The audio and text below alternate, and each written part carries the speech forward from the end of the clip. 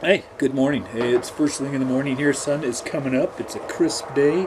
I got to tell you, I love this time of year. And one reason is if you can get yourself up at 5:30, I should say if you can break away from your statistics study at 5:30 in the morning and go look at the mountain. Seriously, the dog star, very late in August, just starts to come up right over the mountain. It's the brightest star in the winter. It's a beautiful star. And what it's telling you is the dog days of summer are here. It's very, very cool stuff. So, a quick video kind of wrapping up week one, introducing week two. I don't know what my expectations were for week one, but I'm going to say they were met. There's some really great performance out of both of my classes. I think between the two classes there were 6 or 7 people that accumulated over 100 points. That might surprise you. Not an easy thing to do. And by that I don't mean that because statistic is difficult. It's really not. I mean the idea of having a Canvas site dropped in your lap, you looking at it, you reading through the instructions, reading through the orientation, looking at the videos, finding the online text, working all of the problems. That's difficult stuff. It really is. And congratulations to all of you who had a good performance this week. And my God, what a great performance on the first discussion. There were over 200 submissions between the two classes, everything from silky chickens to nut butter to flowers and horror novels. You have to appreciate the diversity and the creativity and the energy that's in this class. Now it's up to you. I'm not going to force this. It's up to you to leverage that. You've made some relationships. Keep them up. Got another discussion coming this week. Keep them up, but turn them into, like study groups. Make use of these relationships that you're making. I had 2 students contact me through Zoom. It was absolutely great talking to two really bright, really energetic people. Zoom is a very good vehicle for you to do group studies on. Set it up, figure it out. I guarantee you, you don't want to take this material on single-handedly. It'll just lead to frustration and depression. Get yourself some buddies to work with, and the experience in this class will be up here.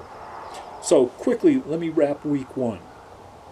If you haven't already done so, or even if you have done so, go back and find the video that I believe is in the lecture section called Circle of Life. It takes you from the idea of population, sampling that population, doing some statistical analysis on the data from the sample, using that statistical analysis to infer something about the parameters that are in the population. Okay? That's what statistics is about. That's all the orientation you need. The upper quadrant, that subject material is called descriptive statistics. The lower quadrant is called inferential statistics. First half of the course is descriptive. Second half is inferential statistics. That's all the orientation that you need. In terms of kind of the key things that you came across, you're going to have to continue to be able to distinguish a population parameter from a sample statistic. You'll have to do that throughout the entire course. It's something that in real life, populations over here, statistics right, or samples over here, you'll never confuse them. But when you're reading problems that are written by teachers who are kind of out of touch with the real world, sometimes, as I showed you, it won't be so clear. But you'll have to continue to do it. The concepts of variation, sampling error, and statistical significance are all connected, and they're really at the very heart of what statistics is all about. I don't need you to go run back and kind of look those all up and try to understand them as best you can, because you're going to revisit them over and over from different perspectives, and I guarantee you will understand them. You're going to start to see variation in the next week, actually, as we calculate variance and standard deviation. And then you just got a glimpse at frequency tables. You're going to see them again this next week, and they are going to later in the course morph into what is called discrete probability distributions, and morph again into what is called continuous probability distributions, and those are constructs in statistics that well, you're going to use them all the time. If you go further in statistics, or really further in both the hard and the soft sciences, you're going to run across data against distributions. So pay attention to frequency tables because they're your entry into that. More on that in a second. I didn't bring my calculator out here. God darn it. Next week, you're going to start using the calculators. You will need it, Monday morning. Okay, I really don't think I can stress this enough. You don't want to take on a typical statistics calculation by hand. You don't want to do it. You'll get it wrong. They're kind of complex calculations.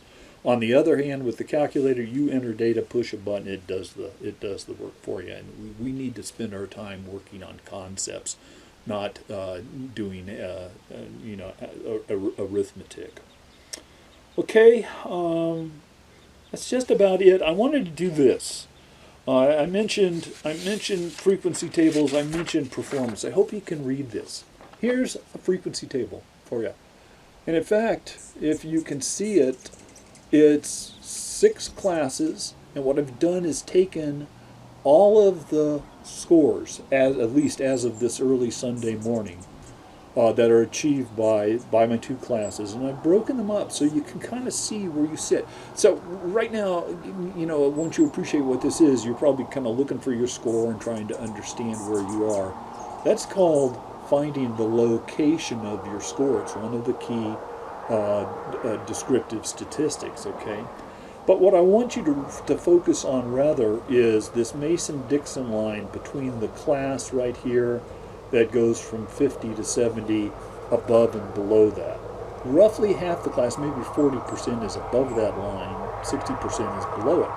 So remember, I calculated for you that if you want to pass this class, the level of effort you have to put out is a level of effort sufficient to score 50 to 70 points every week. Okay, so if you've done that, if you're up in these first 3 classes, you now appreciate what level of effort it takes to do so. If you're not, if you're down here, you haven't figured that out yet. And you need to. And you have to figure out, do I have the inclination to put out that much effort? Do I have enough time? Is the rest of my life running me ragged, and can I handle that? Okay, so these people keep doing what you're doing just fine. These people, you have to kick it up another notch, or you're going to end up downstream here, in line at the registrar office filling out a withdrawal form. And if you do that, please please fill out the form. Okay, so I'm going to sign off for now. Good performance this first week. Keep it up. I got an awful lot of emails from people this past week. Good, do so. I've got no problem with that. I'll try to get back to you as soon as I can. All right. So good luck with week 2, and I'll see you as we move into it. All right. Bye.